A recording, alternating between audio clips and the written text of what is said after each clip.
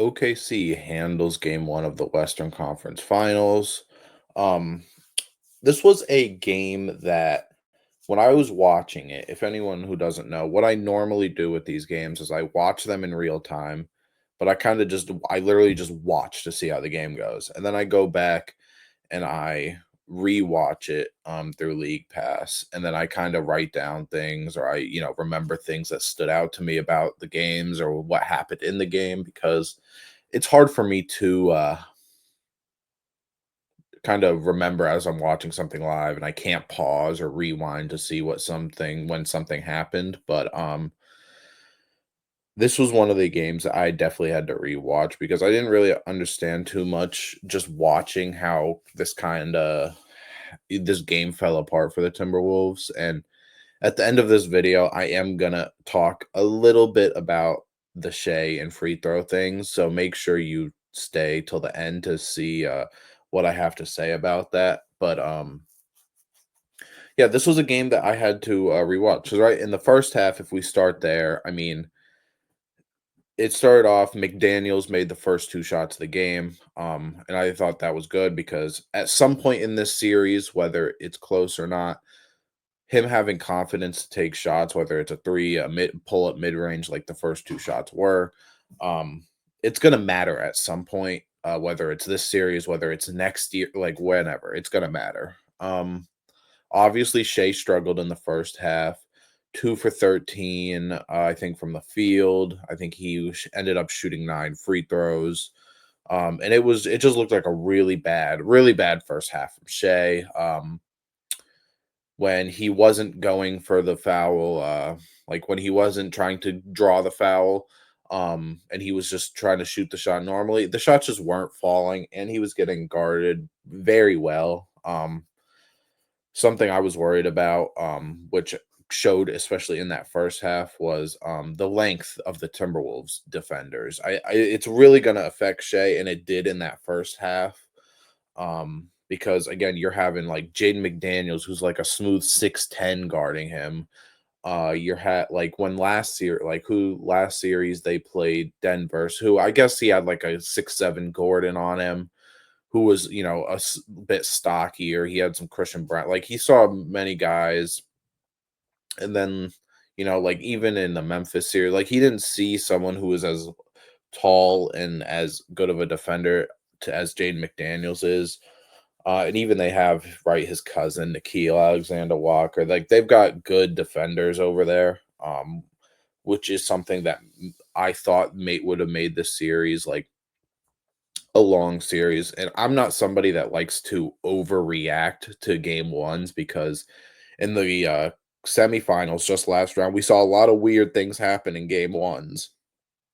But I don't know if I said it in the video where I was previewing the series, but this is either going to be a super competitive 7 game series where I think OKC wins, or it is going to be a very convincing, boring series where OKC wins in like 4. Maybe the Timberwolves squeeze out one game and it maybe goes to 5, but it's either one or the other. I can't see this going like 5, 6 games where it's like every game is down to the wire. It's either going to be super competitive all the way till game 7, or it's going to be like blowout wins and OKC is going to win this series pretty quick. And again, based off the first game, which I don't normally do, it looks like the second, right? Like it looks like the OKC might handle this series easily. But again, just the first game, but Julius Randle looked great. I mean, when Anthony Edwards was out in that, like the start of the second quarter because of the ankle stuff and wasn't in necessarily for a little bit, Randle kept them afloat, kept them doing whatever. I mean, he was 5 for 6 from three in that first half, and he was playing like the player they need him to play like. He ended the game with 28 and 8, shot 9 for 13 as a whole, and that's something else we're going to get to as we get into the second half. But again, I thought Randall held things down very well. um And the first half, I mean, the Timberwolves were up 4 points going into halftime, and it was just working. Every people were making threes and everything. And then we get to this second half where Shea is feeling himself. I think he was what we said he was 2 for 13. He was 8 for 14 then in the second half. Ended up with 31, 5, 9, 3 steals, 14 free throws, 11 made, 0 for 4 from 3, but got shots up. And that's the next thing I want to talk about, right? Shea did not have a good first half. Again, shooting pretty horrifically in the first half. And even his field goal percentage as a whole to end the game was only 37, but he took 27 shots. Even J-Dub took 18 shots. You look at Julius Randle. You remember how I said he was 5 for 6 from 3 in the first half? For the game, he was 5 for 6 from 3. He shot 9 for 13. And I don't believe he made a 3 in the second half either. If he did, he made 1 only. He was 3 for 8 from 3 and 5 for 13 from the field. 13 shots is just not going to cut it. It just is not going to cut it.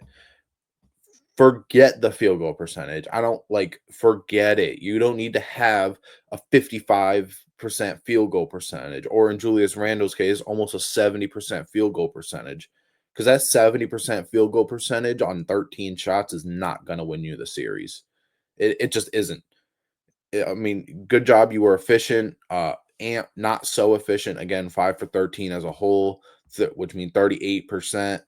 Ant only had 18 points, 9 rebounds. I thought Ant's decision making wasn't the worst for this game. He had 4 turnovers, more turnovers than assists, but I thought Ant's decision making wasn't too bad in this game. But again, they after that, I mean, they just weren't being as aggressive, especially to open up like in that third quarter. Ant and Randall just weren't being that aggressive, and by the time that it looked like Randall was maybe getting aggressive, they were already down like 12. Like you don't want to get aggressive when you're already down. You want to keep the aggression all throughout the game. But so that's just a part of it. Again, Shea really started to take over, which was great for OKC because again they were down um going into the second half. Um, I think Randall and Edwards needs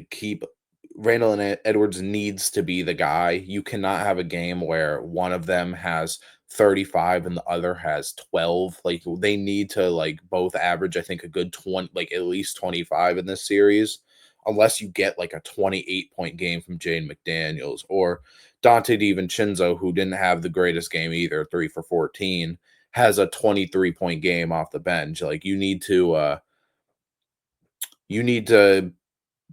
have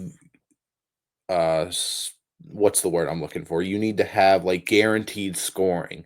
And honestly, Randall and Ant is where you're going to get that because of how defensive oriented most of these other players are on the bench.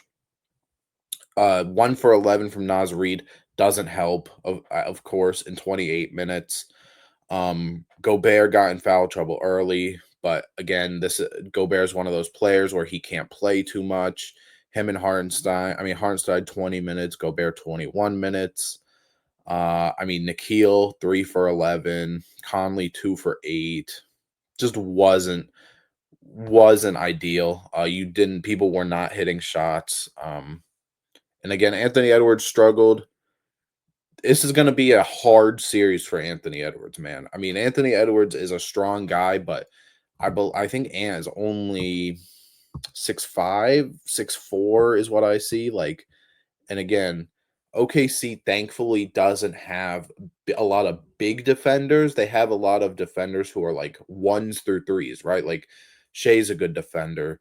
Dort is like a shooting guard, small forward. Cason Wallace, Caruso, Aaron Wiggins, who he's more of a forward, but he's still only like 6'5" himself. Um, J Dub's not really a big wing either, if you would say so.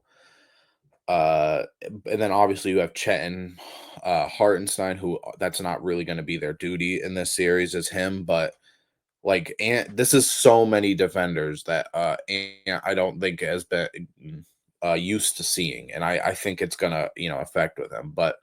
Um, but that being said, I believe even though Shea ended up having 31, not great efficiency though, there's a great possibility that those two guys of Shea and Ant don't have good series because of how defensive like oriented both these teams are, especially on the Anthony Edwards side. Um, I already talked about how I thought that this, could be a competitive series or not. A lot of offensive fouls in this game on both sides. A lot of offensive fouls, which I mean I liked, but just that was something I pointed out. Also, Rudy Gobert trying to make a one more pass, like that extra when you just need the one more, pretty nasty to look at. I'm not gonna lie. He turned that over, I think, at least twice. Um, let's see how many turnovers. Obviously, they are not all from that, but I don't know. He only had one turnover, so I don't know. Maybe his teammate just ends up bobbling it or something. But I don't know. And how I said how I don't really know how this game got so out of hand quick. The main thing, right? The Timberwolves only made 5 threes in the second half when they made 10 in the first half, sure, but I mean, you look at this second half breakdown, the Timberwolves 18 points in the third quarter, 22 points in the fourth quarter. OKC had 38 points in the fourth quarter. They were only were if they based off that OKC almost outscored the Timberwolves in the fourth quarter than the Timberwolves did that whole second half because again, OKC 32 in the third, 38 in the fourth, and the Timberwolves had 40 for the whole second half. So that again, not great either. Uh the OKC went on a 20-6 run like the last 6, 7 minutes of the third quarter. Not something you want to see either. There's just and again, I mean the shots. I mean the fact that Randall didn't attempt a three after he was 5 for 6 from three just blows my mind as well. Um, and again, we talked about the like again 21% from DiVincenzo, 25% from Conley, 27% from Nas or from Nikhil, 9% from Nas Reed, 30% from Rudy Gobert. Like the offense, they were not getting any sorts of offense if it wasn't coming from a Randall or Anthony Edwards, whether it was them taking the shot or trying to set it up and find people um to do it. Um I saw at least 3 times that the Timberwolves hit all backboard on a layup or a floater in this game, and that was and I was when I saw that, I was like, "You know what? Let me look at points in the paint." This is where they lose the game. Timberwolves in the paint, 20 points in the paint. They had 88 points in total, and they ended with 20 points in the paint, while OKC had 54 points. Team 3-point percentage from the Timberwolves 15 for 51. Not great. That's only 29%, but 34% from field goal. As a team, that is horrible. The Thunder 41 for 82 from the field, 50%. 11 for 21 from 3. They took 21 threes and they made 11 of them. That's not a lot of three. Like teams average double that now. I mean, again, Timberwolves 51 threes, OKC 21, and they win this game by 26 points because they could get to the bucket. They over doubled your paints in the point in a playoff game. Not great. That is something that they gotta figure out how to generate easy looks because if you're not getting the easy ones, this series is over. Like this series is over if you cannot get easy ones in the paint. The only time they got fast break, the only times they got paint points was if someone went for a steal, like if Caruso went for a steal and then it was kind of like a 4-on-5 because he's out of the picture, or if it was fast break. That's it. So again, that's not great. That is something that they need to address before game two. I mean, we know with the defense. I mean, Wolves had 17 turnovers. OKC had 12. So sort of close, but 17 turnovers, not great either. But the Wolves only generated 5 steals while OKC generated 13. I mean, J-Dub had 5 by himself, Shea had 3, Lou Dort had 2, and you had a few other people who had 1 themselves, but the steals, the turnovers, like, that's how you generate those easy looks. If you can't score in the paint, you gotta force some turnovers. And again, 12's not the worst number, but man, you got to generate some more. And I know that the Timberwolves can. I know they can. I know Anthony Edwards can. I know Jaden McDaniels can do it. Rudy Gobert had a block and a steal in this game, but man, I don't know. They got to generate some steals somehow. But if they don't address those paints and the points, you might as well give the series to OKC right now. Right now, if you're not going to get any points in the paint. And I know it's hard. OKC is one of the best defenses of all time, but you got to figure something out. And again, I'm not a coach, thankfully, because I wouldn't know how to figure that out, and it's going to take some work. But man, that's one of the top things they need to address is that points in the paint. But I said I would talk about it at the beginning of the episode. Shea and the free throws. So let's look. Shea had what I say he had. He had 14 free throws in a playoff game. There were people on in Minnesota who had foul trouble. Ant had 4. Jaden McDaniels did end up fouling out, and Randall had 3. But I really don't think 14 free throws is the most insane like amount to take, if I'm being honest. I think Shea definitely, I will say, Shea definitely does look for the foul sometimes more than to make the shot. But I'm not gonna lie, every player does that. Every single player does it, and it's the most annoying thing ever. We saw in the first round of Detroit and New York, right? Tim Hardaway, I believe it was, went for the foul on the game-winning three, didn't even come close to making the shot, and that could have won them the game. Now, granted, he got fouled, but he did not try to make the shot. He tried to go for the free throws, and that something that just isn't something that you should do, especially in well, for Tim Hardaway's chance, a game-winning opportunity. But I mean, I really don't think that the free throws, like, that's not a crazy amount to take. I mean, Shea for this season, he averaged less than 9 free throws attempted. Giannis averaged the most in the season with 10 and a half. But like all elite players get to the line. Trey Young 7, James Harden 7, Brunson and Dame 7, Jokic, Booker, Edwards, Tatum, Durant, DeRozan all averaged around 6, give or take. Like, you got to get to the line. It's part of the game, and if you can't end up defending it, and I know it's hard to defend. And Chris Finch, I believe, when they played earlier in the regular season, said how much he doesn't like playing this team because you can't touch Shea because he is a good foul drawer. It's a skill. I mean, and I think the reason that it looks so ridiculous is right. He had 7 in the first, what was it, 4 or 5 minutes of this game, which I think that's a little ridiculous, getting 7 that quick, 7 free throws that quick into the game. But I don't think 14 is an absurd amount to end a game with. If he ended with 22, then sure, but 14, I mean, it's a little bit more than he averages, and those few free throws is not the reason that they ended up losing this game. It's just not. So that's part of it. Um, my thing again, if free throws are such a easy and cheap way to get points and win the game, why can't everyone do it? Like, why does everyone not do it? And I don't think that's a thing that people look at. It's a skill, but again, I think the reason that some people don't like it is because Shea is a relatively big player for his position. He's like a 6'6" guard. Funny enough, he's one of the taller players on OKC's lineup, but it looks ridiculous when bigger players try and flop. I will say it. Now, granted, he is not as big as some players like Joel Embiid, who I think looks the most ridiculous trying to do it and has it the worst. But like James Harden wasn't a small guard when he did it. Shea, again, not a small guard. Um, I mean, there was times where Durant, right? Early Durant would be a free throw merchant.